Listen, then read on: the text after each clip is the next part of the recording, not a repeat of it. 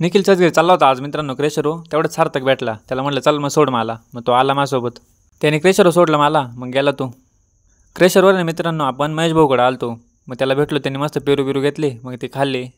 तिथून बसलो गाडीत, मग गेलो गाडी खाली करायला. गाडी वगैरे खाली केली, मग आलो घरी. तेवढ्यात वैभव भेटला, तो म्हणे चाल सिन्नरला, मग आलो त्याच्यासोबत परत.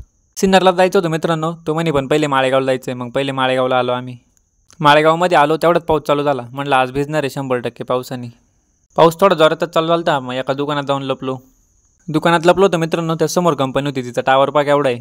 लय मोठ्या मोठ्या कंपन्या मित्रांनो माळेगावमध्ये. म्हटलं आपलं काही कॉलेज चालू होत नाही तोपर्यंत यायला लागत आहे कामावर.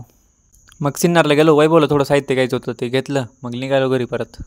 मग रात्री देवीच्या शेड बनवायसाठी लाकडं वगैरे पण आणून ठेवले मित्रांनो. आपण शेड कसं बांधणार आहे ते पुढच्या व्हिडिओत सांगतो मित्रांनो. तोपर्यंत मिस्टर निकला फॉलो करून ठेवा आणि यूट्यूब चॅनलला आपले सबस्क्राईब करून ठेवा मित्रांनो. आजच्यासाठी एवढंच मित्रांनो. चला भेटू पुढच्या व्हिडिओत लवकरच. तोपर्यंत लाईक करा, कमेंट करा, शेअर करा आणि चला.